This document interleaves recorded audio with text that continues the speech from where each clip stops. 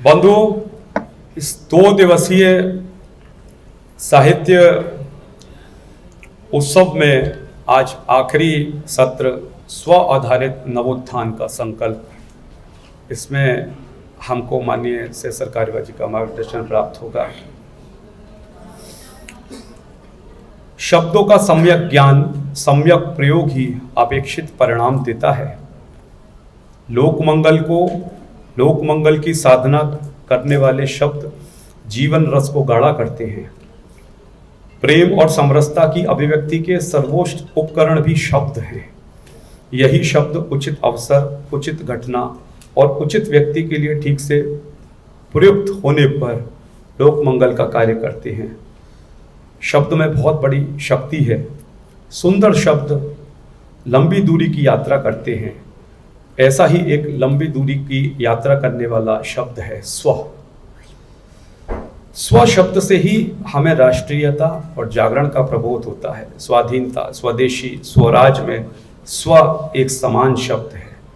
भारत का स्व आध्यात्मिकता से ओतप्रोत है और इस पर आधारित जीवन पद्धति ने ही हमको प्रभावित किया है। तो इसी स्व नवोत्थान के संकल्प को इस आखिरी सत्र के विषय के रूप में रखा है। कार्यक्रम की श्रृंखला को आगे बढ़ाते हुए मैं ज्योत्सना जी से अनुरोध करूंगा कि वह आएं और इस कार्यक्रम की अध्यक्षता कर रही बी.आर. अम्बेडकर विश्वविद्यालय के कुलपति प्रोफेसर आशु रानी जी को अंग वस्त्र, पुष्प, तुलसी का पौधा और स्मृति चिन्ह देकर सम्मानित करें।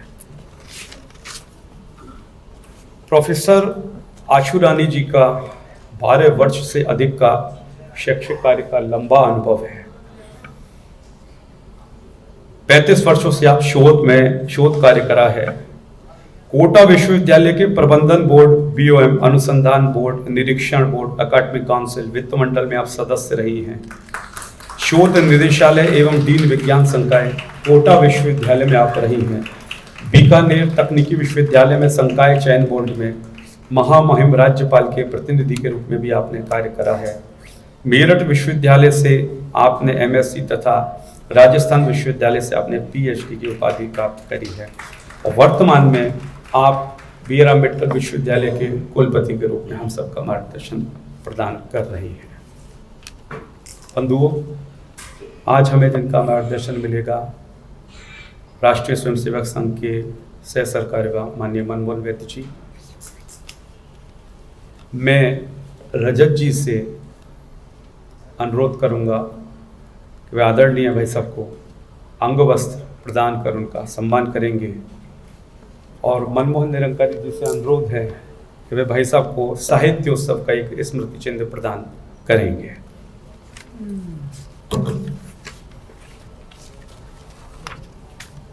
आदरणीय मनमोहन वैद्य जी, आपका जन्म नागपुर में हुआ है।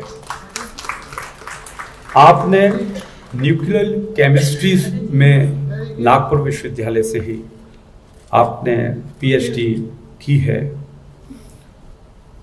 आप संघ के प्रचारक से पूर्व नागपुर विश्वविद्यालय में ही आप प्रवक्ता रहे हैं और विभिन्न दायित्वों का निर्वहन करते हुए 2018 में आप माननीय सह सरकार्यवाह के रूप में हम सबका मार्गदर्शन कर रहे हैं। इससे पहले आप अखिल भारतीय प्रचार प्रमुख के नाते भी आपने हम सबका मार्गदर्शन करा है। समय समय पर विभिन्न पत्र पत्रिकाओं में, समाचार पत्रों में आपके आलेख हमको पढ़ने को प्राप्त होते हैं और उससे हमको एक दिशा बोध प्राप्त होता है। आप मराठी, हिंदी, गुजराती, इंग्लिश और बंगाली भाषा पर भी आपका समान प्रभाव है। युवाओं के बीच में राष्ट्रभाव से जुड़े विषयों को पहुंचाने, बहुत सरलतम और सरल शब्दों में उसकी व्याख्या करके युवाओं तक राष्ट्र जीवन के विषयों को पहुंचाने में आपकी भूमिका रहती है। आपका मार्गदर्शन हमको मिलता है और इसीलिए युवाओं के बीच में आप खासे लोकप्रिय भी हैं और आपका मार्गदर्शन हमेशा एक सार्थक विमर्श को तैयार करता है और हमको प्रेरणा देता है। तो आज अमूल्य समय में से आपने भाई साहब हमको समय दिया है। ये साहित्य उत्सव की सार्थकता आपके मार्गदर्शन में हमको प्रकट भी होगी।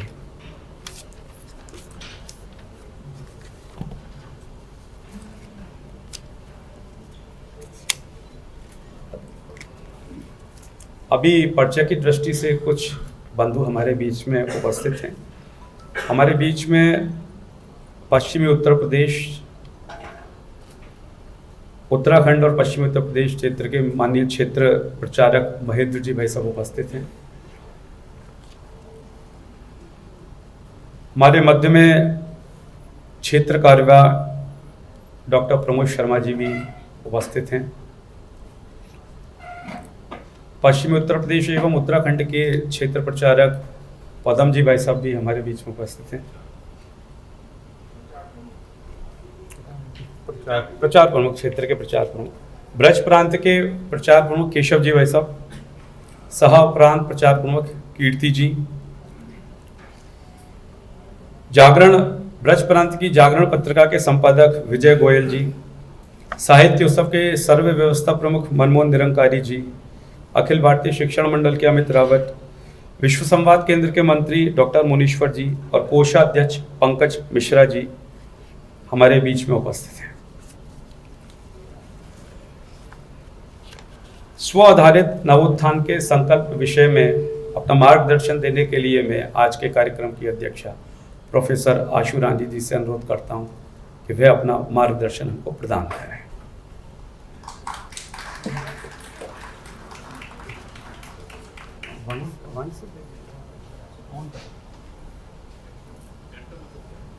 हाँ, बैठ के दे सकते, बैठ के दे दीजिए। सभी बंधुओं को मेरा बहुत बहुत प्रणाम। यहाँ उपस्थित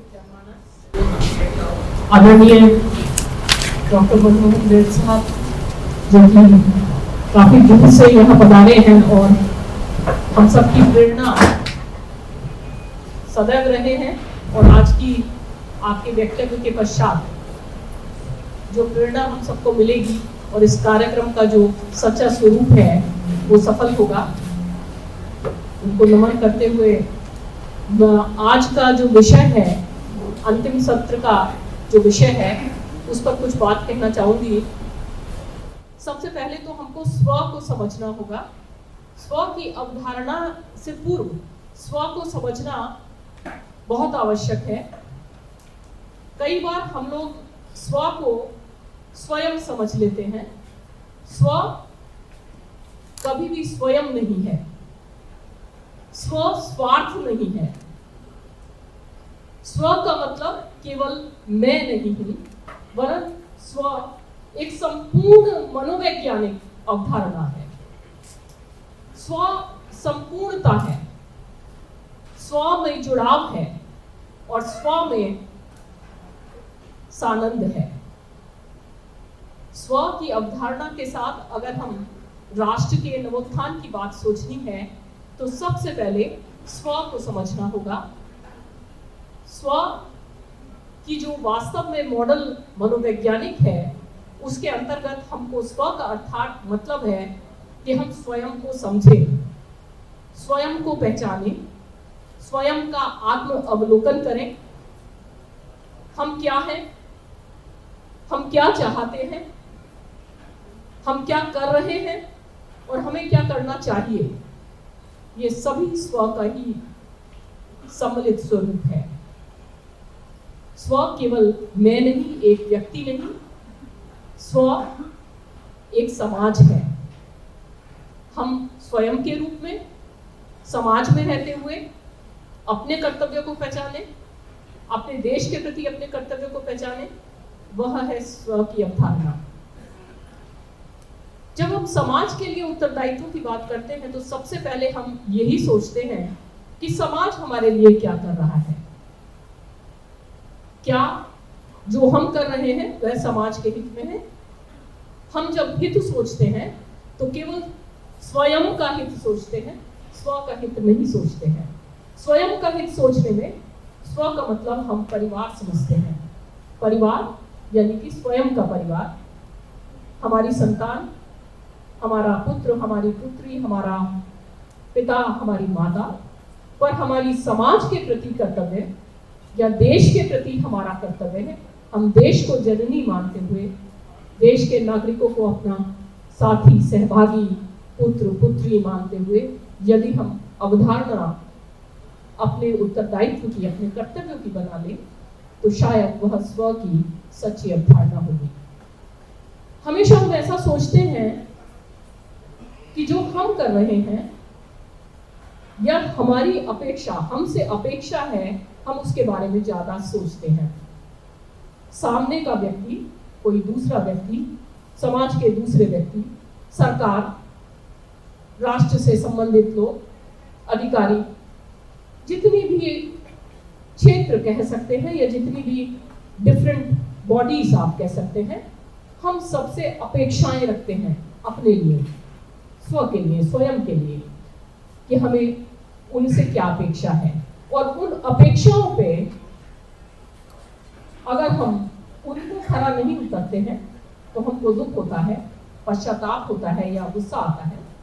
परंतु यदि हम अपने आप का आत्म अवलोकन करें तो हम अपने क्षेत्र के प्रति, अपने कर्तव्यों के प्रति, समाज के उत्तरदायित्व के प्रति, राष्ट्र के उत्तरदायित्व के प्रति, हम अपने कर्तव्यों को हम क्या कर रहे हैं उसको कभी भी डिस्कस नहीं करते हैं, कभी भी नहीं पहचानते हैं। वह ही है स्व की अवधारणा। हम जैसा दूसरों से अपेक्षा करते हैं वैसा हम स्वयं करें, जैसा हम दूसरे से करने की अपेक्षा करते हैं वैसा हम स्वयं करना प्रारंभ करें। इसी में राष्ट्र निर्माण के लिए क्या हम राष्ट्रीय परंपराओं को, राष्ट्रीय नैतिकताओं को, राष्ट्र के गौरव को, राष्ट्र के संबल को और राष्ट्र के फ्यूचर को आगे बढ़ाने के लिए जो भी बातें हमारे स्वयं के द्वारा की जा रही है और हमारे स्वयं के समूहों के द्वारा की जा रही है, उनके बारे में चर्चा करें, उनको अपनाएं जो अच्छा है हमारे देश के लिए, हमारे राष्ट्र के लिए। और उसमें स्वयं सेवक संघ की भूमिका और उनका अनुपालना करना अगर हम समझ लें, उनकी मूल भावना को समझ लें, तो मेरे विचार से हम स्वयं की अवधारणा को तत्परता से समझ पाएंगे। मुझे बहुत खुशी है कि चाहे तो स्वयं सहायता समूह बनाए गए हों, चाहे संकल्प लिए गए हों, चाहे कितने भी संयोजन किए गए हों, सभी में मूल भावना देश के गौरव को बढ़ाने में, देश के गौरव को हमेशा ऊंचा सिर रखने में ही रही है और रहती रहेगी। परंतु हम अपने कर्तव्य को समझते हुए आज की युवा पीढ़ी को वो संदेश देते हुए कि हम किस प्रकार से इस नए भारत का निर्माण कर सकते हैं, माननीय प्रधानमंत्री जी, आदरणीय मोदी जी प्रत्येक संकल्प में केवल नवोत्थान और नव भारत की परिकल्पना लिए हुए हैं। चाहे वो नई शिक्षा नीति हो, चाहे वो टेक्नोलॉजी का युग हो, चाहे वो किसी भी क्षेत्र में क्रांति हो, महिलाओं को सशक्तिकरण की बात हो, हमारी एनजीओज की बात हो, हमारी जितने भी इनोवेशंस की बात हो, रिसर्च की बात हो, इंक्यूबेशंस की बात हो, प्रत्येक में एक नए भारत की परिकल्पना है। और अगर हम अपने कर्तव्यों को समझते हुए, देश के प्रति, इस भारत माता के प्रति अपने कर्तव्यों को समझते हुए, उनका जो भी परिकल्पना है, जो सपना है, उसमें अपना कुछ भी योगदान दे पाए तो हम अपना स्व की अवधारणा को समर्पित करते हुए हम नए भारत के उत्थान में अपना योगदान दे सकते हैं। ब्रज साहित्योत्सव के लिए मैं बहुत बधाई देती हूँ कि इतना अच्छा आयोजन और प्रत्येक जो चयन किए गए विषय, वो सभी विषय बहुत ही प्रासंगिक और सामयिक हैं। और उन विषयों पर जो चर्चा हुई होगी, मैं सभी चर्चाओं में आपके साथ शामिल नहीं हो पाई, पर मुझे पूर्ण विश्वास है कि इसका जो प्रसाद निकल कर आएगा और जो भी आपकी मैगजीन्स जब भी छपेगी तो मुझे अवश्य मिलेगी और मुझे भी एक नई रोशनी और एक नई दिशा प्राप्त होगी, जिससे मैं भी अपने जीवन में संकल्प लेते हुए और डॉक्टर भीमराव अम्बेडकर विश्वविद्यालय की कुलपति रहते हुए साहित्य के क्षेत्र में, समाज के क्षेत्र में या टेक्नोलॉजी के क्षेत्र में जो भी भारत की योजनाएं हैं उनको अपने युवा छात्रों तक पहुंचा सकूं। बहुत बहुत धन्यवाद। Thank you.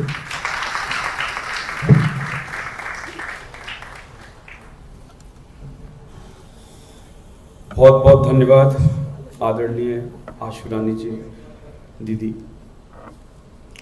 दो पर्चे और हैं हमारे मध्य में। आगरा विभाग के विभाग प्रचारक आनंद जी और आगरा विभाग के सह विभाग कार्यवाह सुनील जी भी उपस्थित हैं। अभी हम जिनका मार्गदर्शन प्राप्त करने के लिए उत्सुक हैं, आदरणीय मनमोहन वैद्य जी के मार्गदर्शन से पूर्व मैं मनोज जी को आमंत्रित करता हूं कि वे आएं और एकल गीत प्रस्तुत करें। एकल गीत की प्रस्तुति के बाद भाई साहब का मार्गदर्शन हमको प्राप्त होगा।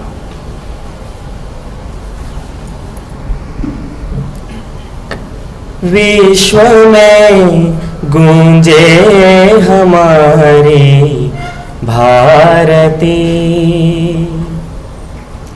विश्व में गूंजे हमारी भारती, जन जन उतारे आरती, धन्य देश महान, धन्य हिंदुस्तान, धन्य देश महान, धन्य हिंदुस्तान।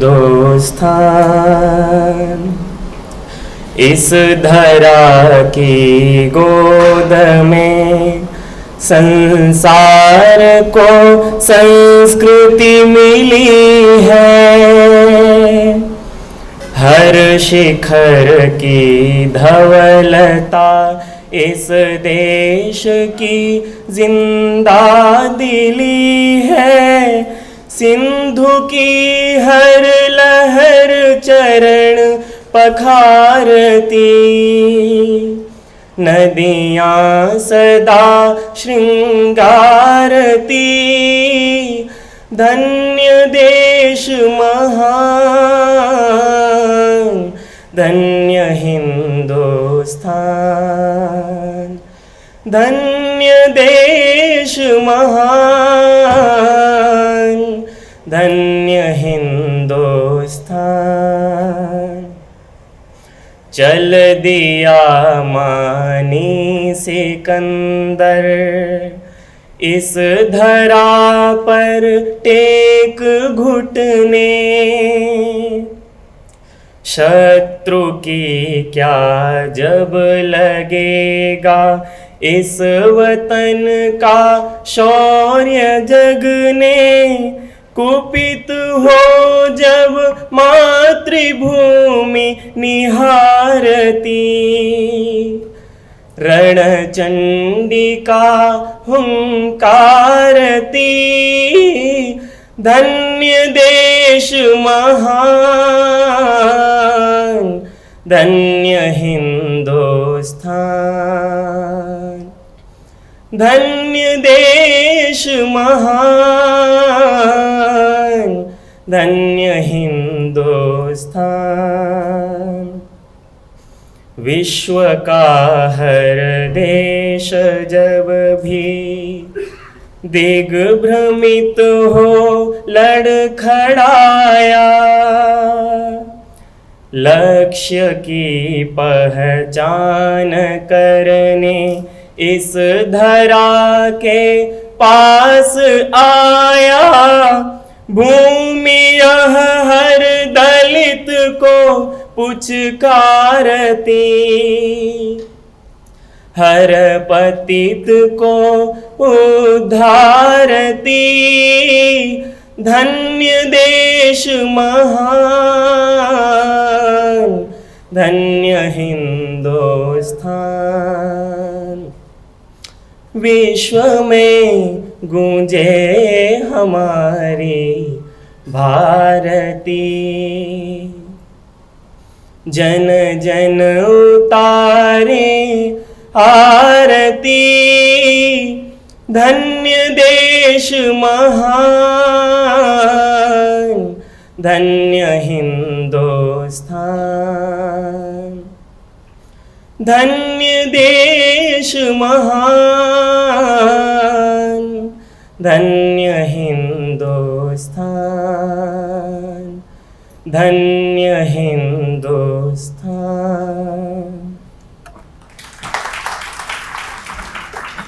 अभी कुछ बंधुओं ने अपने मोबाइल को साइलेंट नहीं करा है, कृपया मोबाइल को साइलेंट करें। धन्यवाद। इस 2 दिवसीय साहित्य उत्सव के अंतिम समापन सत्र में उपस्थित अध्यक्षा प्रोफेसर आशु रानी जी, साहित्य प्रेमी लेखक, अभ्यासक, ऐसे सभी भाइयों बहनों,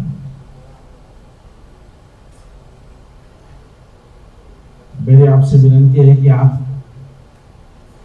ये चर्चा को सुने, वीडियो रिकॉर्डिंग करने के चक्कर में पड़िए। जिनको रिकॉर्डिंग करना है वो अपना काम करेंगे, हम इसमें प्रत्यक्ष सहभागी होंगे तो अच्छा रहेगा।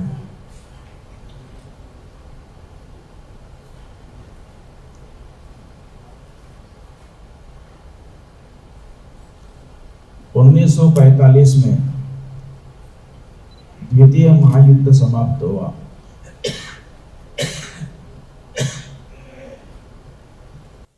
उन्नीस 1948 में इजराइल ने अक्षरशः शून्य से अपने राष्ट्र जीवन की यात्रा शुरू की। सतत संघर्ष करता हुआ उनका जीवन आगे बढ़ा और 1947 में हम स्वाधीन हुए। इंग्लैंड, जर्मनी, जापान जैसा स्ट्रक्चरल डैमेज भारत का नहीं हुआ था, न ही भारत को इजराइल जैसे शून्य से सतत संघर्षरत रहकर शुरुआत करनी पड़ी। और 45, 47, 48 करीब समय एक ही है, परंतु इन 4 देशों ने जितनी प्रगति की है उतनी प्रगति भारत नहीं कर सका है। क्या कारण होगा? What did we lack actually? संसाधन थे, जनता थी, लोग थे, प्रतिभा थी, एक लंबी लीगेसी हिस्ट्री थी। तो अब ध्यान में आता है कि वी लैक डायरेक्शन। इस दिशा में भारत को ले जाना है।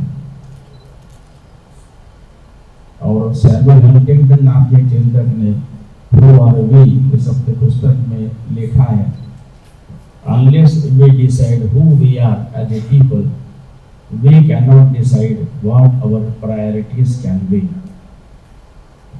समाज के नाते हम कौन हैं, ये जब तक हम तय नहीं करते तब तक हमारी दिशा, प्राथमिकताएं हम तय नहीं कर सकते हैं। और इन 4 देशों की बात करेंगे तो उनके मन में वहां भी डेमोक्रेसी है, वहां भी चुनाव होते हैं, पार्टियां हैं। ये होते हुए भी सबके मन में हम कौन हैं, हमारा मूल क्या है, हमारे पुरखे कौन थे, हमारा इतिहास क्या रहा, इसके बारे में दे ऑल आर यूनैनिमस, सबका एक मत है। उस एक राष्ट्र की पहचान के अंतर्गत वहां की राजनीति चलती है। एंड अनफॉर्चुनेटली भारत में इसके बारे में सबका एक मत नहीं है। 2 भिन्न विचारों के भारत के उदाहरण आपस में संघर्ष चलते हैं। अंग्रेज जाने के बाद तो वास्तव में यह नहीं होना चाहिए था। स्वाधीनता संग्राम में जितने लोगों ने भाग लिया सबका सब ये समान था। स्वाधीनता, स्वतंत्रता, स्वावलंबन, स्वदेशी, इस सब में सबका एक स्वर। आज़ादी के बाद इसी स्वर के प्रकाश में वास्तव में भारत की दिशा तय होनी चाहिए थी, लेकिन इस स्वर को ही नकारा गया।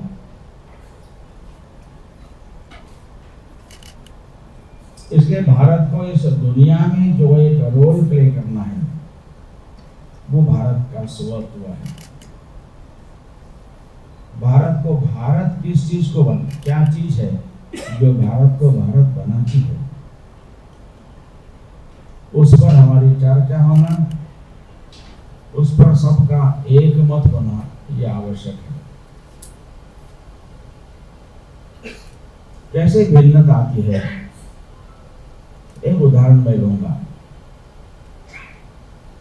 1947 में स्वाधीनता के पश्चात भारत के सभी प्रिंसली स्टेट्स ने भारत में अपना विलीनीकरण कर लिया था, एक्सेप्ट 3 स्टेट्स, जूनागढ़, हैदराबाद, कश्मीर।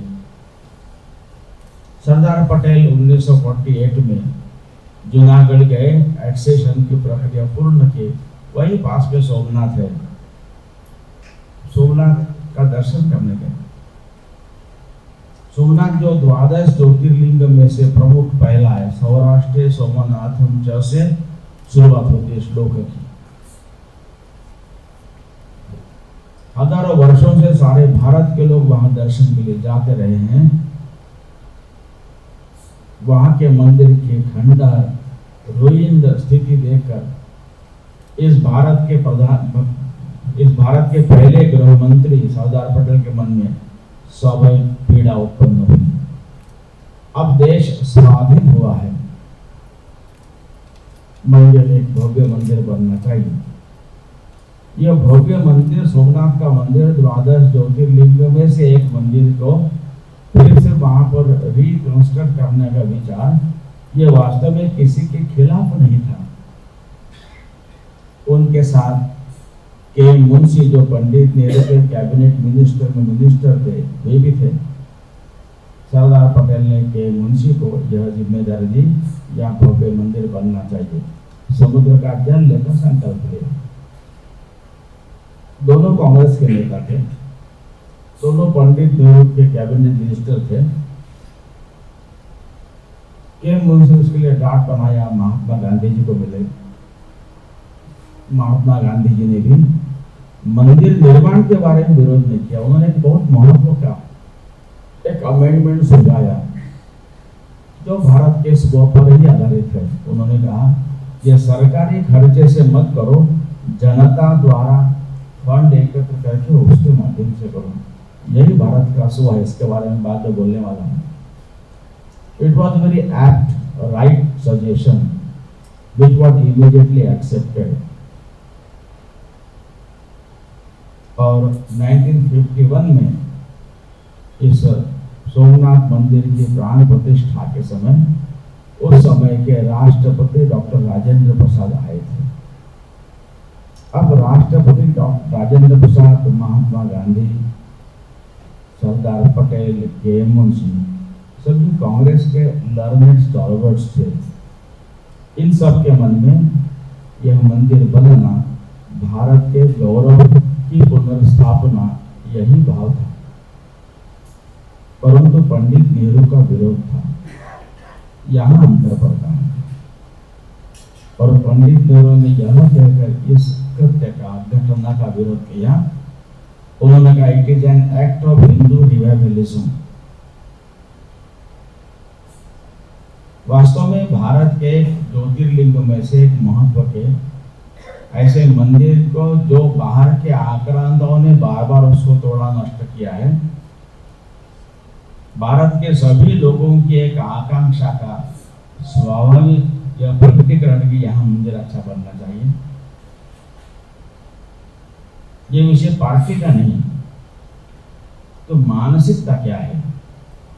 तो 2 different ideas of Bharat were at play. और के मुंशी ने जब प्राण प्रतिष्ठा के लिए राजेंद्र प्रसाद को पत्र लिखा, पिलग्रिमेज टू फ्रीडम नाम का पुस्तक है के मुंशी का, उसमें सारी बातें डिटेल में लिखी हुई है। उन्हें पता था कि राष्ट्रपति हाँ कहेंगे लेकिन अचानक पंडित नेहरू का विरोध है ही। इस कारण अगर वो दबाव डालेंगे तो शायद ऐन समय पर आना कैंसिल कर सकते हैं। इसलिए के मुंशी ने राजेंद्र प्रसाद को जो पत्र लिखा है, पत्र का एक वाक्य ऐसा है कि आप सही में आने वाले हो तो ही हाँ कहिए, प्लीज डू नॉट फेल अस, ऐसा लिखा है।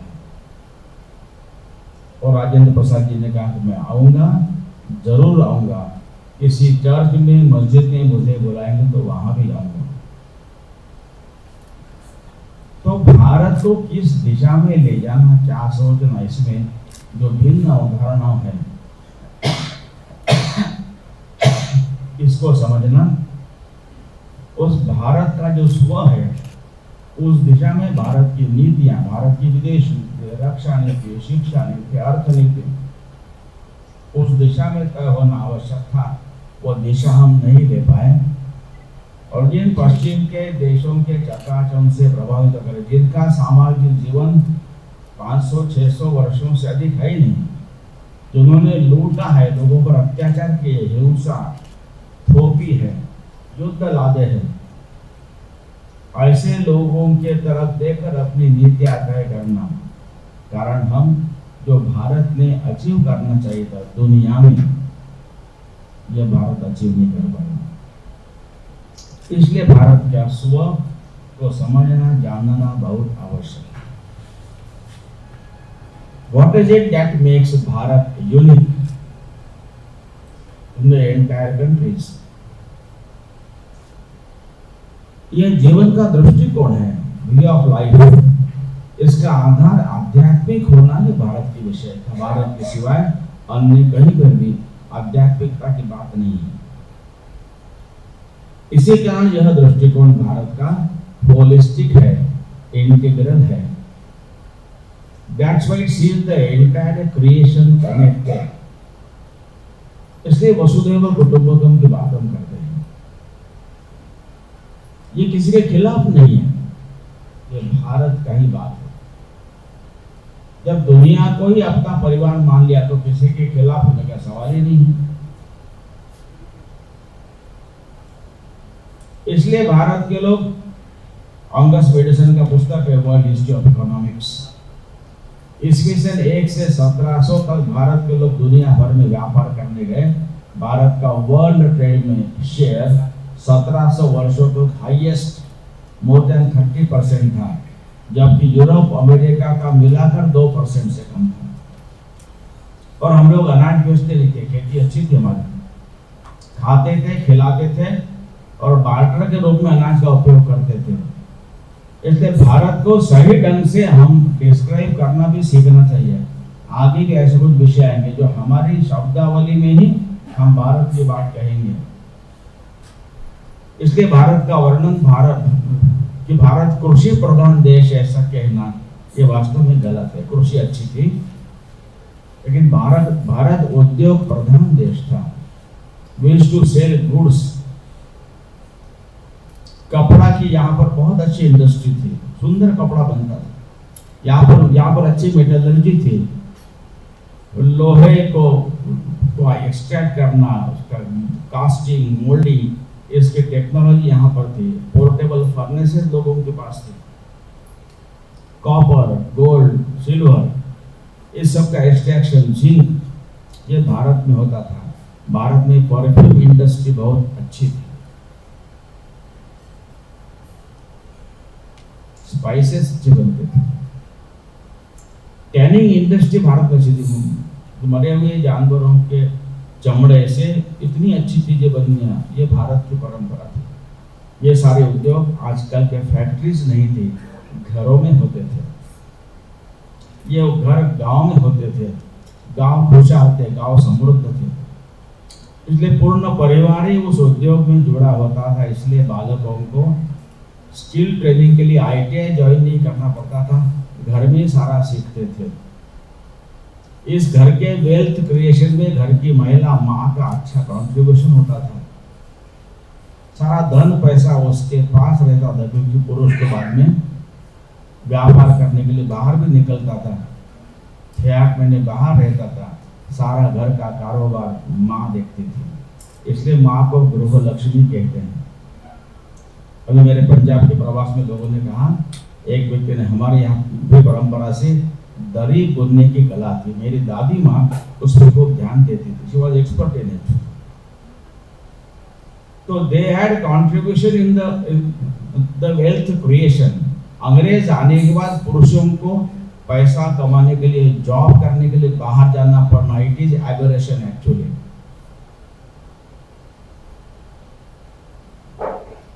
तो ये व्यापार, इसलिए हमारे यहाँ बारिश के बाद जब नदियों में पानी कम होता था तो विजयादशमी के बाद लोग व्यापार करने बाहर निकलते थे। इसलिए पुरानी हिंदी फिल्मों में कुछ गीत अगर आप सुनेंगे तो गीतों का भाव ऐसा रहता था कि अब सावन आया है, बादल दिख रहे हैं, तो प्रिया अपने पति की याद बहुत ताज़ी हो रही है, पड़ोसन का आ गया मेरा कब, क्योंकि आजकल सामान पोस्ट हो था नहीं, इसलिए सावन आया बादल आए मेरे प्रिया नहीं आए।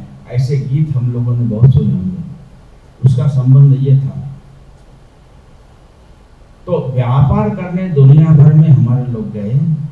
वी डिड नॉट कॉलोनाइज, हमने वहां पर अपनी कॉलोनी खड़ी नहीं की, वहां के लोगों को कन्वर्ट करने का प्रयत्न नहीं किया, वहां के लोगों को गुलाम बनाकर उनका व्यापार नहीं किया, जो यूरोपियन लोगों ने, अरब लोगों ने किया।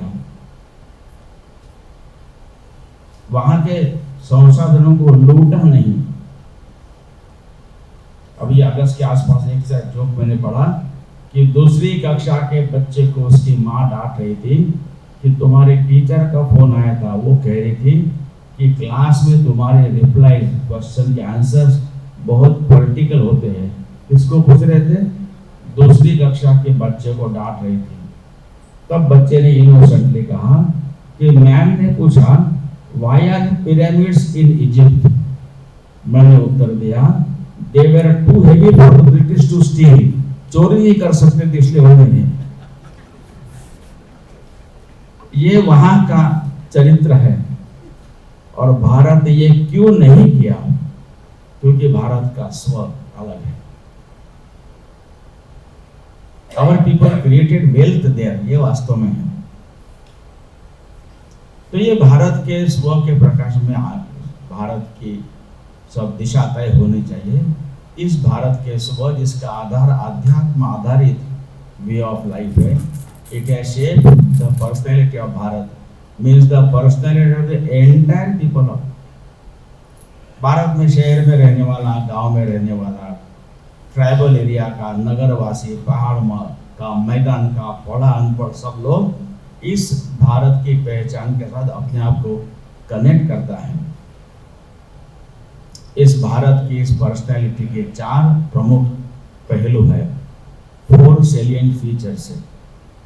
पहला है, भारत मानता है एकम सत विपराह बहुधा वदंती। ट्रुथ, सत्य, ईश्वर एक है। ईश्वर एक ही है, ईश्वर एक है, इसमें भी अंतर है। भारत ने कभी ही नहीं कहा है, भारत के बच्चा हमेशा भी कहा है। ईश्वर एक है, उसको नाम आप लोग भी दीजिए, सत्य ईश्वर। उसके नाम अनेक हो सकते हैं, वहां तक पहुंचने के मार्ग विभिन्न हो सकते हैं, सब समान है। ये सब को समान मानना, ये भारत की विशेषता है। एक शब्द प्रयोग हमारे यहाँ चलता है टॉलरेंस का।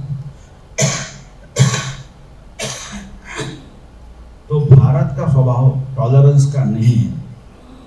शायद आपको मेरी बात सुनकर थोड़ा अटपटा लग सकता है, क्योंकि स्वामी विवेकानंद 1893 में शिकागो गए थे। It was parliament of world religions. दुनिया भर के रिलीजन के लोग वहां पर आए थे। अधिकतर लोग यही मानते थे, मोस्ट ऑफ देम, कि हमारा ही रिलीजन सत्य है, बाकी झूठ है। इसको फॉलो करने वाले ही स्वर्ग में जाएंगे, बाकी सब नरक में ही जाएंगे। उन्हें नरक में जाने से बचाने का पवित्र कार्य, डिवाइन ड्यूटी हमें ही करनी है। उसके 2 ही मार्ग, अगेन ही convert them by force, fraud, allurement, और जस्ट किल देम। ऐसी असंख्य हत्याएं हुई है। उसमें उस कॉन्फ्रेंस में some people thought of showing some liberal face, so they came with a liberal idea कि let us tolerate others, let us not forcibly convert them। लेकिन टॉलरेंस में इंटॉलरेंस है ना। मैं जब कहता हूँ कि मैं आपको बर्दाश्त कर रहा हूँ, मतलब मेरा तो मारने का मन कर रहा है, but I will not kill you because it doesn't look good, so I will tolerate you till you get converted. ऐसे था। उसमें विवेकानंद ने डंके के चोट पर कहा कि we go beyond tolerance and we accept all ways to be true. सबका स्वीकार, ये भारत की विशेषता है।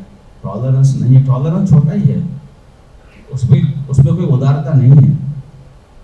इसलिए विवेकानंद ने कहा, I am proud to tell you that I am from a country where in our divine language Sanskrit there is no word for exclusion. Exclusion के लिए भारतीय भाषा में शब्द ही नहीं है। कुछ अवधारणा ऐसी है जो भारतीय नहीं है। थियोक्रेटिक स्टेट भारतीय भाषा में शब्द नहीं है, ब्लास्फेमी शब्द नहीं है, कन्वर्शन शब्द नहीं है, सेकुलरिज्म शब्द नहीं है। हमको अपनी भाषा के माध्यम से अपनी बात कहने का प्रयत्न करना चाहिए। जो अवधारणा अपनी नहीं है, राइट सेकुलर इन देवनागरी लैंग्वेज, राइट कन्वर्शन, उसका मतांतर धर्मांतरण करने की जरूरत नहीं है। कन्वर्शन को ऐसे ही लिखना चाहिए। दूसरी भारत की विशेषता रही है कि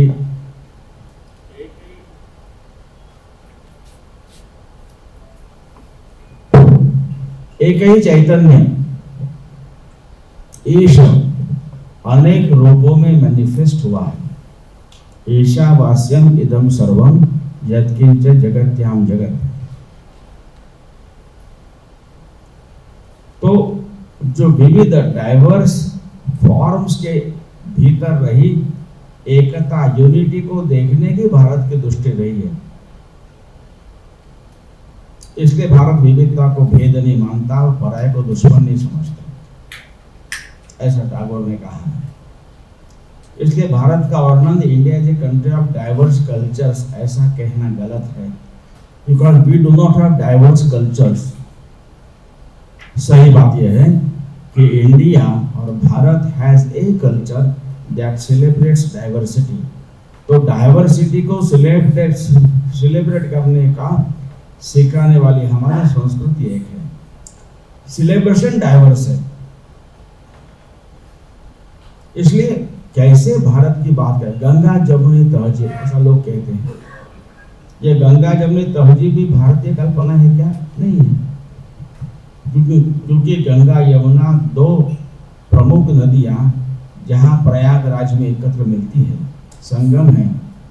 उसके आगे जो नदी बहती है उसका नाम गंगा जमुना नहीं है, उसका नाम गंगा ही है। उसमें सरयू मिलती है, आगे गंगा बहती है, उसमें गंडकी मिलती है, कोसी मिलती है, समुद्र तक गंगा ही पहुंचती है। तो भारत की संस्कृति गंगा है। इसी बात को रविन्द्रनाथ टैगोर ने अपने स्वदेशी समाज में वो सुंदर शब्दों में कहा है। निसंदिग्ध टैगोर को मैं कोट कर रहा हूं, अनेकता में एकता देखना और विविधता में ऐक्य प्रस्थापित करना, यही भारत के अंदर में पड़ा हुआ धर्म है। भारत विविधता को भेद नहीं मानता और भारत पराये को दुश्मन नहीं समझता। इसलिए नए मानव समूह के संघात से हम भयभीत नहीं होंगे। उनकी विशेषताओं को पहचान कर उनको प्रिजर्व करते हुए विदाउट डिस्ट्रॉइंग देम, ऐसा भी कहा है, उन्हें अपने साथ लेने की विलक्षण क्षमता भारत रखता है। इसलिए भारत में हिंदू, मुसलमान, बुद्ध, ईसाई परस्पर लड़ते हुए देखेंगे, पर वे परस्पर लड़कर मर नहीं जाएंगे। ये 1905 का उनका ऐसे है स्वदेशी समाज कि वे परस्पर लड़कर मर नहीं जाएंगे, वे यहाँ एक सामंजस्य स्थापित करेंगे ही। अगला वाक्य बहुत महत्व का है। आगे कहते हैं, यह सामंजस्य अहिंदू नहीं होगा, वह होगा विशेष भाव से हिंदू। गंगा, क्लियर, स्पष्ट। And it is not against anybody. सबकी विशेषताओं को पहचान कर उनको साथ लेकर आगे बढ़ना, यही गंगा है, यह हिंदुत्व है। तीसरी स्व की विशेषता है कि एवरी सोल इज पोटेंशियल। प्रत्येक व्यक्ति में ईश्वर का अंश है। व्यक्ति शब्द, ये शब्द इसलिए कहा कि वह चैतन्य इसके माध्यम से व्यक्त हुआ है, इसलिए वो व्यक्ति है। यह जेंडर स्पेसिफिक नहीं है, स्त्री पुरुष दोनों को समान रूप से लागू होता है। दोनों में यह पोटेंशियल डिविनिटी समान रूप में है। यह केवल भारत मानता है, दुनिया में और कोई नहीं मानते हैं। And the goal of human life is to manifest the divinity within. इस देवत्व को प्रकट करते हुए मोक्ष पाना, यह अंतिम लक्ष्य जीवन का प्रत्येक का है। यह डिविनिटी को प्रकट करने के प्रत्येक के मार्ग, ये 4 मेजर मार्गों में से कोई भी एक या 2 या 3 या चारों हो सकते हैं, ऐसा विवेकानंद कहते हैं। Do it either by work or worship or psychic control or meditation. कर्मयोग, भक्ति योग, ज्ञान योग, राजयोग।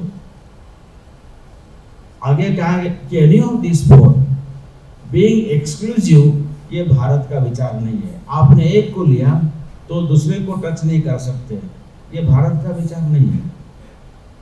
either this or that, ये भारत का विचार ही नहीं है। तो any of these 4 or 2 or more or all and be free। यानी मेरा अगर मुक्ति की तरफ जाने का मेरा खुद का मार्ग, if it can be a composition of 50% कर्मयोग, 30% भक्ति योग और बाकी 10% होगा। My sister would have some different composition. She may be more in भक्ति योग, less in कर्म योग। मेरा बड़ा भाई, he may be more in ज्ञान योग, less in भक्ति योग। मंदिर में कम जाता होगा, ध्यान धरना अधिक कर रहा है। ऐसा प्रत्येक का एक अलग अलग कंपोजिशन होगा। ये उसकी उपासना है, ये उसका रिलीजन है। रिलीजन धर्म नहीं है, धर्म अलग है। जैसे एक घर में माँ खाना बनाती है, 6 मेंबर्स है, सभी की टेस्ट का माँ को अंदाज है, फिर भी किसी को लगता है कि थोड़ी सब्जी में थोड़ा तीखापन और चाहिए, तो मिर्ची की चटनी थोड़ी मिलाकर उसको तीखा बना देती है। तो किसी को खट्टापन चाहिए, अचार या नींबू निचोड़कर थोड़ा टेस्ट बदल देते हैं। कोई थोड़ा गुड़ डाल लेगा उसमें, किसी को गर्म चाय चाहिए, किसी को ठंडी चाहिए। इतनी भिन्न प्रकृति एक ही घर में होती है। उसी तरह मेरा मोक्ष की तरफ जाने का मेरा खुद का जो मार्ग है, it's my own personal choice.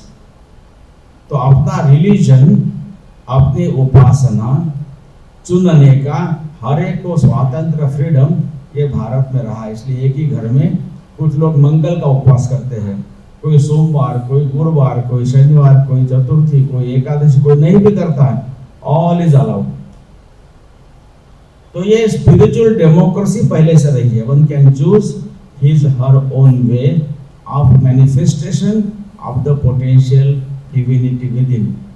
ये भारत की विशेषता है। ये चारों बातें मिलाकर जो भारत की पर्सनैलिटी बनी है, भारत में रहने वाला सब समाज, हर जाति का, पढ़ा अनपढ़, गरीब अमीर, गांव का, शहर का, पहाड़ का, मैदान का, इसके साथ अपने आप को कनेक्ट करता है। ये भारत का स्वत्व है, ये भारत की पहचान है। इस पहचान को दुनिया में हिंदुत्व यानी हिंदूनेस कहते हैं। और भारत में राज्याधारित समाज की व्यवस्थाएं नहीं थी। स्वदेशी समाज में रविन्द्रनाथ टैगोर ने यही बात कही है। उन्होंने कहा कि judiciary, foreign affairs and defence security, 3 विषय केवल राजा के पास होते थे। बाकी शिक्षा, स्वास्थ्य उद्योग, व्यापार, मंदिर, मेला, नाटक, कला, संगीत आदि विषयों की समाज की अपनी व्यवस्थाएं थी। इसके लिए राजकीय कोष से धन नहीं आता था। तो समाज यानी राष्ट्र है। पश्चिम का नेशन अलग है, वहां का नेशनलिज्म अलग है, वो स्टेट रिलेटेड है, वो 16वीं शताब्दी की देन है। भारत में राष्ट्र का उल्लेख ऋग्वेद काल से है। राष्ट्र मतलब पीपल, समाज है। तो राष्ट्र राज्याधारित कभी नहीं था। एक खंभे पर खड़ा तंबू है, खंभा टूटता है, तंबू धराशायी होता है। परंतु जो 4-5 खंभों पर खड़ा तंबू है, एक खंभा टूटा, it will get D-shaped but it won't come down and there will be a provision to radiate it from inside। यह भारत की परंपरा थी। इसलिए यहाँ परकीय आक्रमण खूब आए, परकियों का शासन भी रहा, यहाँ के राजा पराजित भी हुए, फिर से जनता में जागृति कर फिर स्वाधीन हुए, परंतु राष्ट्र पीपल हमेशा अपराजित रहा है। राज्य पराजित हुआ है, राष्ट्र कभी नहीं। इसलिए एक लंबी कंटिन्यूम हम देखने को मिलते हैं। और राष्ट्र नाम का स्वतंत्र अस्तित्व कैसा है, इसका ताज़ा उदाहरण हम सब लोगों ने 2-3 साल पहले लिया है। ये कोरोना पैंडेमिक दुनिया भर में था, अनेक देशों में, भारत की सिवाय सभी देशों में it was only the state machinery. सुरक्षा कर्मी, सफाई कर्मी, स्वास्थ्य कर्मी, they were working to save serve people. Bharat में भी सुरक्षा कर्मियों ने, स्वास्थ्य कर्मियों ने, सफाई कर्मियों ने जी जान से मेहनत करके लोगों की सेवा की है, नो डाउट। अनेकों ने अपनी जान भी गंवाई है, परंतु उनकी ड्यूटी भी थी, उनको सैलरी मिलती थी। परंतु भारत एकमात्र देश दुनिया में ऐसा है जहां पर इनके अलावा समाज का बहुत बड़ा वर्ग, लाखों की संख्या में लोग बाहर निकले हैं। और भूकंप या फ्लड के बाद जाकर सेवा करना इज डिफरेंट। ये एक इन्फेक्शियस डिसीज है, केवल श्वास से भी इन्फेक्शन होने की संभावना है, फैटल डिसीज है। इतनी मृत्यु हुई है, यह जानते हुए भी लाखों लोग बाहर निकले हैं, महिला पुरुष। ये केवल भारत में हुआ है, भारत के बाहर कहीं नहीं हुआ। ये भारत का राष्ट्र के नाते अलग अस्तित्व, जीवंत होने का लक्षण है। स्वयं राष्ट्रांग होता है। तो ये जो भारत की विशेषता है, इस भारत की विशेषता को समझना आवश्यक है। 2-4 शब्द, समय भी कम है, मुझे लगता है कि मुझे तो 3:30 तक समय दिया था, अभी कितना बजा है, 10 मिनट पहले हो, ज्यादा हो गए हैं। तो मैं थोड़ा वाइंड अप कर लेता हूँ, क्योंकि थोड़ा मुझे शुरुआत भी देर से करने का मौका मिला। मैं सोच रहा था कि 1 घंटा मिलेगा, लेकिन अध्यक्षा कह रही कि आप बोलिए, आपका क्या मत है? ठीक है, थोड़ा सा बोलूं। उपासना रिलीजन है, धर्म अलग है। धर्म क्या है? तो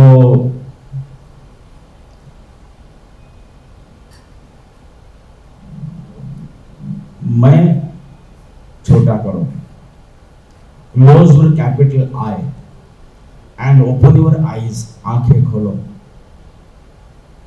तो मैं छोटा होते ही हम का दायरा बड़ा होता है, और जो हमारे नहीं वे भी हमको अपने लगने लगते हैं। तो अपनों के लिए अपनत्व के भाव से करने का मन होता है। यह करना, समाज को देना, ये धर्म है।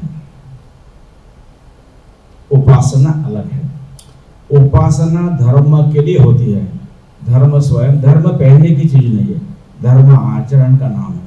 आचार प्रथमो धर्म कहा है, और समाज धर्म पर चला है। ये कोरोना में जो कर्मचारी थे, उन्होंने ड्यूटी के नाते अपना धर्म निभाया है। बाकी सब लोगों की ड्यूटी नहीं थी ये करते हैं, परंतु ये अपनेपन मन में ऐसा आया तो लोग बाहर निकले। मैं भोपाल मेरा केंद्र है, वहाँ के कार्यकर्ता कह रहे थे अचानक 150-200 माइग्रेंट वर्कर्स कर्नाटक से झारखंड बिहार जाने के लिए निकले। पैदल ही जाना पड़ता था उनको, सब सारे बंद थे, ट्रांसपोर्टेशन बंद, होटल बंद, दुकान बंद, सब बंद। वहाँ तालाब के बाद 150 लोग आए हैं। उन्होंने हमारे संघ के कार्यकर्ता फोन किया कि यानी अरेंज सम फूड। तो उसने कुछ जगह फोन किया वगैरह, कुछ घर में कहना पड़ेगा वगैरह। और आधे घंटे बाद वहां पहुंचा वो कार्यकर्ता, तब देखा आसपास के घरों से माताएं बहनें आकर उनके लिए पानी, दूध, खाना वगैरह देना शुरू कर दिया था। इन्फेक्शियस डिसीज है, जानलेवा खतरा है, ये जानते हुए भी सब बाहर निकले। ये भारत है, ये धर्म है। उन्होंने उनकी जाति भी नहीं पूछी, कौन से भगवान की पूजा करता, कुछ नहीं पूछा। भूखा है, मुझे देना है, मेरे घर के सामने खड़ा है। ये धर्म है। इसलिए मेरे लिए मकान बना, मेरा मकान हुआ, लोगों के लिए बना, उसको धर्मशाला कहते हैं। सिस्टर निवेदिता, जो मार्गारेट नोबल नाम उसका था, आयरिश थी, एक क्रिश्चियन प्रीस्ट की बेटी थी, ग्रेजुएट थी, स्कूल चलाती थी। 1895 में विवेकानंद को मिले लंदन में। और भारत में बंगाल में लड़कियों को पढ़ाती नहीं थी। विवेकानंद मानते थे कि समाज तभी आगे बढ़ेगा जब घर की महिला पढ़ी लिखी हो। He wanted somebody to come and start school for girls in Bengal. उनके सामने ये 25 साल की युवती दिखी तो उसको पूछा, तुम बंगाल आ सकती हो? She came. उन्होंने भारत के बारे में सुंदर पुस्तकें लिखी है, वो बांग्ला भाषा सीखे। वहाँ इतनी सर्दी, यहाँ इतनी गर्मी, मच्छर, गंदगी, सारा। आज के समाज मोबाइल फोन क्या, टेलीफोन ही नहीं थे, विमान सेवा नहीं थी, किसी को भारत में जानती नहीं थी। उसका मैं छोटा हुआ, हम बड़ा हुआ, यहाँ के लोगों के लिए आ गए। वो कहती कि जे समाज में लोग अपने परिश्रम का पारिश्रमिक अपने ही पास न रख कर समाज को देते हैं, ऐसे समाज के पास एक्यूमुलेटेड पारिश्रमिक के पूंजी पर समाज संपन्न समृद्ध बनता है और समाज का प्रत्येक व्यक्ति संपन्न समृद्ध बनता है। ये धर्म है। धर्म डज नॉट डिस्क्रिमिनेट, वो सबको जोड़ता है। धर्म कनेक्ट्स विद ऑल, धर्म बाइंड्स ऑल टुगेदर, धर्म होल्ड्स ऑल टुगेदर। इसलिए हमारे यहाँ धर्म की व्याख्या है, धारणात् धर्म मिथ्याहो धर्मो धारेते प्रजाः। तो धर्म भेदभाव नहीं करता, धर्म देता है। आगे वो कहते निवेदिता कि जिस समाज में लोग अपने परिश्रम का पारिश्रमिक समाज को न देकर अपने ही पास रखते हैं,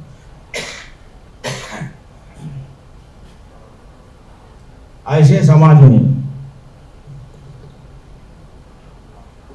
कुछ लोग संपन्न होते हैं परंतु समाज दरिद्र रहता है। तो dharma is enriching the social capital which will take care of everybody everything. ये धर्म है।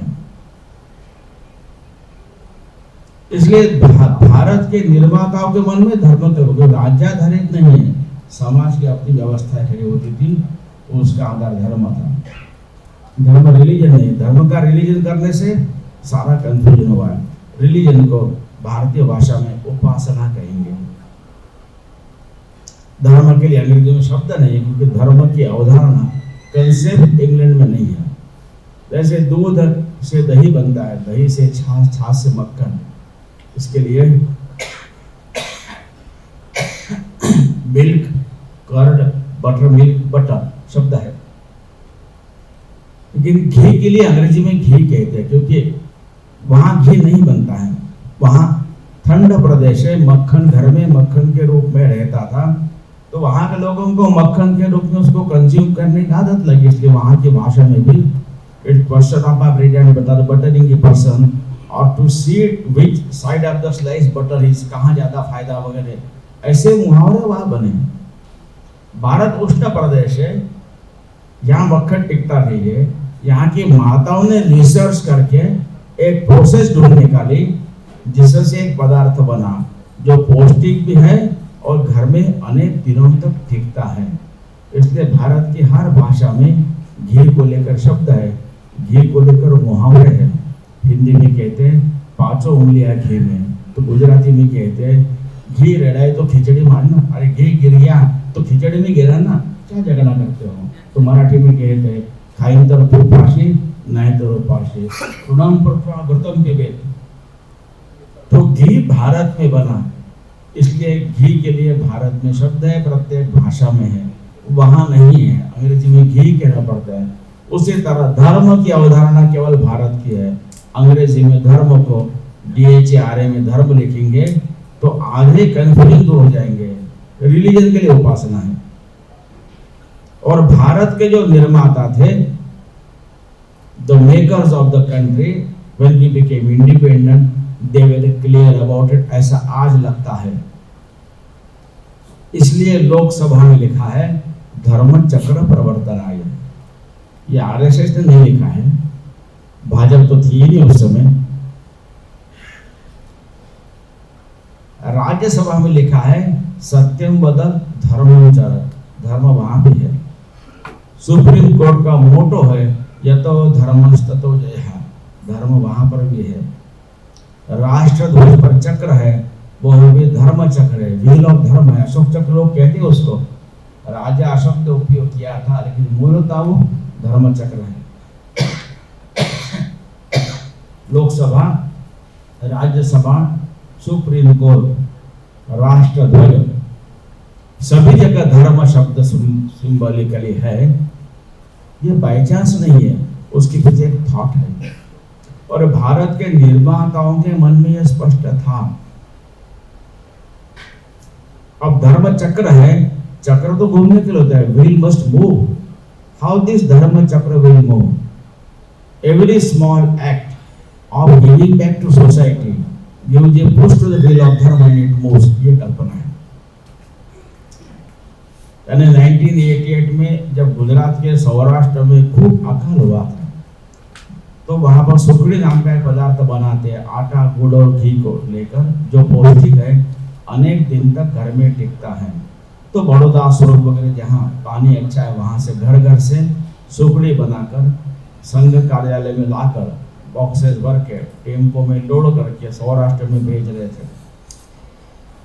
तब मैं वडोदरा में प्रचारक था। दोपहर को 4 बजे एक बूढ़ी महिला लकड़ी टेकते टेकते आई, भिखारण जैसी दिख रही थी। भिखार वो बेगरी थी, भिक्षा मांगकर अपना गुजारा चलाती थी। वो वहां आई, जो स्वयंसेवक बाहर खड़े थे, उन्होंने पूछा माँ जी क्या है, शू छे? तो माँ जी ने कहा बेटा सुखड़ी। इन्होंने कहा माँ जी ये यहाँ के नहीं है, उधर सौराष्ट्र में अकाल हुआ है, वहां भेजना है, यहाँ बांटने के लिए है। तो वो कहती बेटा मैं मांगने नहीं, मैं देने आई हूँ। अपने साड़ू के पल्लू से उसने छोटी सी सुखड़ी की पुड़िया निकालकर 2 दिन की भिक्षा में जो आटा मिला था, ये स्वयं भूखी रहकर उसकी सुखड़ी बनाकर, जब पता चला संघ के लोग वहां पर सुखड़ी भेज रहे हैं, ढूंढते ढूंढते चलकर कार्यालय पर आई थी। ये आध्यात्मिकता भारत की। She could connect herself with the people there. 2 दिन भूखे रहकर, and every such small act of giving back to society gives a push to the wheel of dharma it moves. मूल कल्पना ये है। धर्म हमारी अवधारणा है, जो भारत का प्राण है। और सेकुलरिज्म भारत का ही नहीं। इतना कंफ्यूजन है, मैं लोगों से पूछता हूँ तुम सेकुलर हो क्या?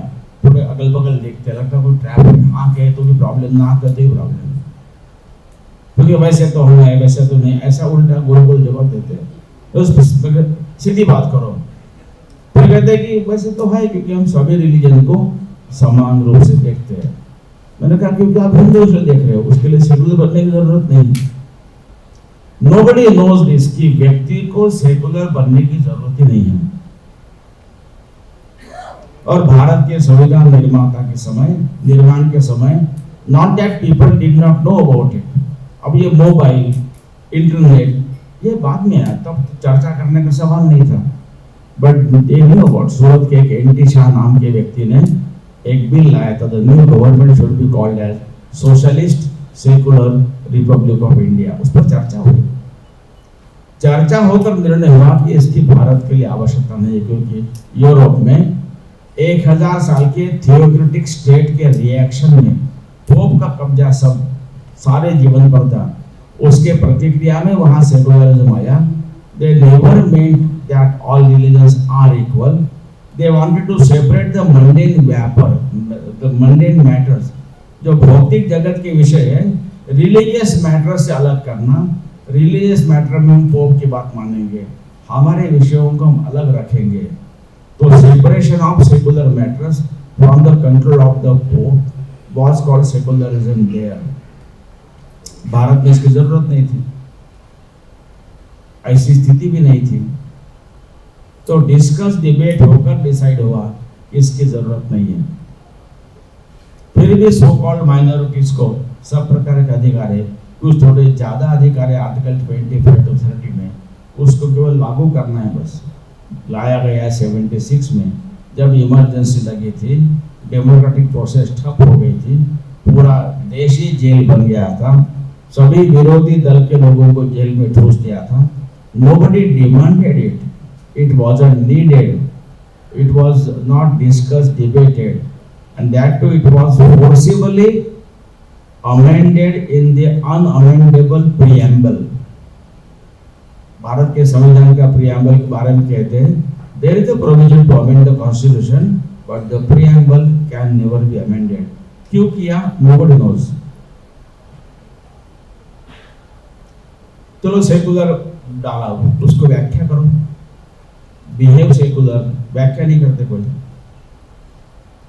तो धर्म, हम सेकुलर है कि हम धार्मिक है, इस पर अच्छी डिबेट होनी चाहिए। सेकुलर को हिंदी में अनुवाद करने की कोशिश मत कीजिए, यूज सेकुलर। तो ऐसे भारत का जो स्व की बात है, उसको मैंने संक्षेप में कहा है।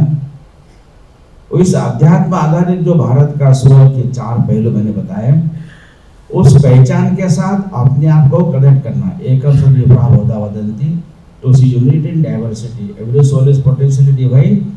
और अपने मोक्ष की तरफ जाने का प्रत्येक का मार्ग स्वतंत्र, independent, one has a choice, freedom to choose his or her own way of उपासना, रिलीजन। ये चारों बातें मिलाकर जो भारत की पर्सनैलिटी बनी है, भारत का सारा समाज इसके साथ अपने आप को कनेक्ट करता है। ये राष्ट्र है, समाज। So to connect oneself with this personality of राष्ट्र, to feel proud about it, to behave it, उसको जीवन में प्रत्यक्ष चरितार्थ करना, लाना भी है। एक अच्छा पुस्तक है, लेखक का नाम है एरिक फ्रॉम, टाइटल है to have and to be. तो लेखक ने कहा कि होना बनना दो अलग बातें हैं।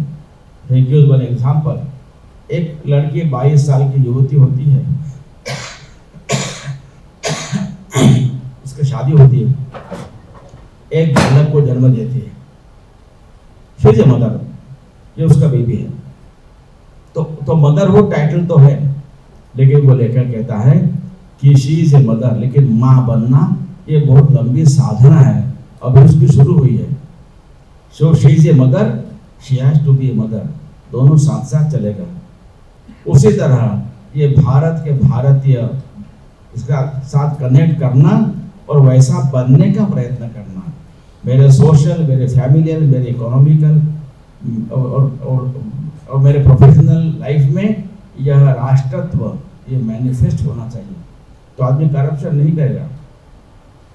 मैं 2015 के दिसंबर में अरुणाचल प्रदेश गया था। मैं दूध की चाय नहीं पीता हूँ। हम 4 लोग थे, दोपहर को 4 बजे होटल ढूंढ कर होटल में गए, छोटा होटल था। मेरे लिए चाय बनाई, नो मिल्क नो शुगर, बाकी 3 लोगों ने नॉर्मल चाय पी। स्थानीय कार्यकर्ता पेमेंट करने गया, एक 55 साल आयु की महिला होटल चला रही थी। मैंने मेरे कुर्सी पर से देखा that there is some dispute about payment. मैं काउंटर पर गया, there was a dispute. Dispute क्या था? हमारा कार्यकर्ता उस महिला को 4 कप चाय के पैसे दे रहा था, लेकिन वो 3 कप चाय के पैसे लेने के लिए तैयार थी। मैंने कहा बहन जी मैंने चाय पी है, हम 4 लोग हैं, आपने 4 कप चाय के पैसे लेने चाहिए। वो तपाक से कहती कि आपने पिया वो चाय नहीं था, वैसे वो पानी था, हम पानी के पैसे नहीं, हम पानी नहीं बेचते। I was so surprised. वो अगर आधुनिक यूनिवर्सिटी में अगर पढ़ी लिखी होती तो पूरा हिसाब लगाती कितनी गैस पत्ती खर्च हुई है, गैस बर्थ हुआ है, इलेक्ट्रिक चार्जेस, होटल का किराया, सर्विस चार्जेस, उसको कब तो उसको धोना है, and she had every right to charge it, and here was a person who was insisting to pay, but something was stopping it. नहीं, मेरा नहीं है, दैट्स इट। जेएनयू का महिला प्राध्यापकों के बीच में ये बात मैंने कही। जून 2020 में एक महिला ने कहा, जो प्राध्यापिका थी, लेह लद्दाख से वे लोग विद फैमिली वापस कार में आ रहे थे, छोटे बच्चे साथ में थे, दूध की जरूरत थी। एक रोड किनारे होटल के पास कार रोक कर दूध गर्म करके लिया, पूछा कितना पैसा हुआ। होटल मालिक ने कहा कि बच्चों के दूध के पैसे हम नहीं लेते हैं। She was surprised, जिस 3 स्टार होटल में वहां रहते थे वहीं इसका 150 रुपया चार्ज करते थे। तो देयर इज समथिंग, ये जो मेरा हिंदुत्व है, मेरा कनेक्ट है, इट शुड गेट मैनिफेस्टेड। तो इस राष्ट्र की इस पहचान के साथ कनेक्ट करना, उसका गर्व, प्राइड महसूस करना, उसको जीवन में उतारने का प्रयत्न करना, और अनेक वर्षों का हमारे दीर्घ राष्ट्र जीवन रहा है, अनेक दोष बीच में आए, अनटचेबिलिटी, जाति ऊंचा नीचा कहाँ से आया, इसको कोई शास्त्र का आधार नहीं, उसको दूर करने का प्रयत्न करना, टू करेक्ट, ये मेरी जिम्मेदारी है। मैं राष्ट्रांग होता हूँ, यानी अपने आप को राष्ट्रीय मानना है। राष्ट्रीय होना ये गुणात्मक क्वालिटेटिव है।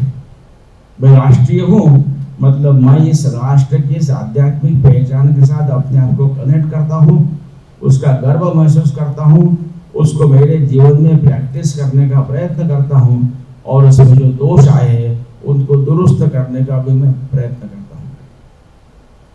राष्ट्रीय शब्द ये भौगोलिक अर्थ में लोग लेते हैं, वो सही नहीं है। राष्ट्रीय शब्द गुणात्मक है, क्वालिटेटिव है। एक सज्जन मिले मुझे भोपाल में, कहा कि ये रमेश जी है, बीजेपी के एक वार्ड के अध्यक्ष है, और फिर विष्णु जी शर्मा हैं जो मध्य प्रदेश राज्य के बीजेपी के अध्यक्ष है, और जगत जी नड्डा ये राष्ट्रीय अध्यक्ष है बीजेपी के। मैंने कहा ऐसा नहीं है, उन्होंने कहा वैसा ही है। मैंने कहा नहीं भैया। फिर मैंने कहा कि सही बात क्या है, रमेश जी एक वार्ड के अध्यक्ष है, बात सही है, विष्णु शर्मा ये राज्य के अध्यक्ष है, जगत जी नड्डा अखिल भारतीय अध्यक्ष है, वो तीनों राष्ट्रीय है। हम चाहते प्रत्येक व्यक्ति राष्ट्रीय बने।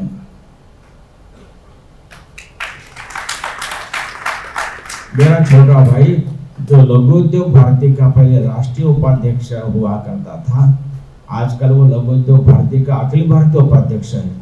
राष्ट्रीय बचपन से शाखा में जाना है। तो राष्ट्रीय शब्द, राष्ट्रवादी, हम राष्ट्रवादी नहीं है। राष्ट्रवाद कहाँ से? ये नेशनलिज्म से आया है। हम राष्ट्रीय है, इसलिए हम सब लेखक चिंतक बोलने वाले लोग हैं।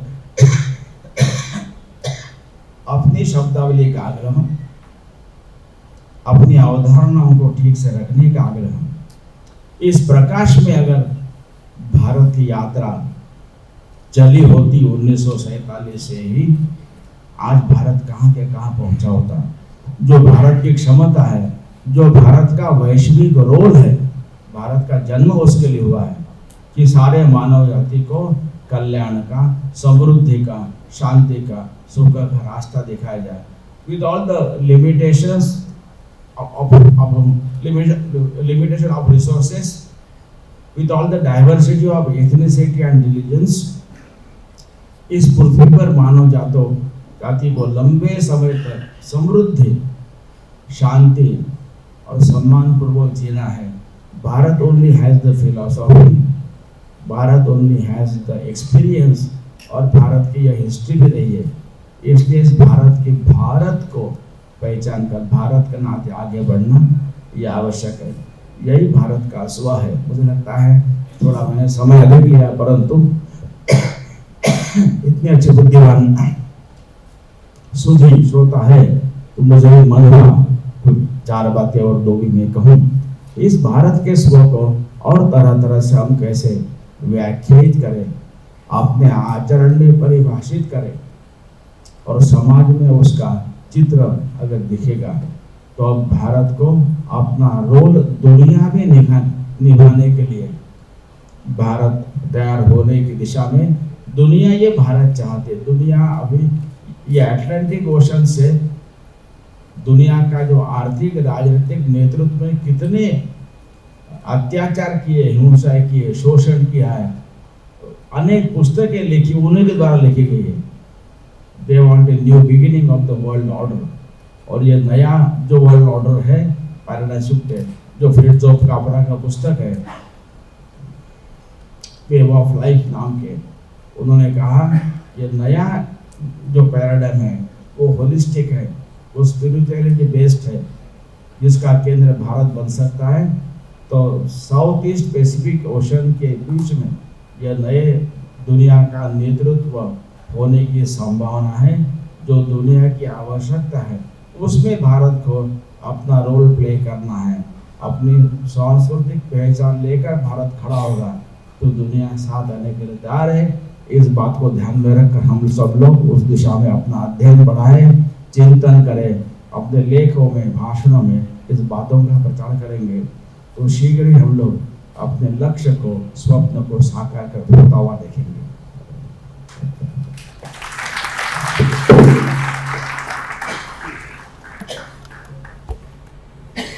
बहुत बहुत धन्यवाद आदरणीय भाई साहब। स्व को लेकर आपने विस्तृत विवेचना प्रस्तुत करी है। स्व को हम निश्चित ही अपने आचरण में आत्मसात करेंगे और संकल्प भी लेंगे, अध्ययन बढ़ाएंगे, चिंतन भी बढ़ाएंगे और स्व को अपने आचरण में अवश्य उतारेंगे। एक परिचय और है, हमारे बीच में ब्रज प्रांत के प्रांत प्रचारक आदरणीय हरीश जी भाई सब भी उपस्थित हैं। सरस्वती विद्या मंदिर के बालक अंश इधर मेरे पास इधर आइए। अब हम सब वंदे मातरम के लिए खड़े होंगे। हाथ वाला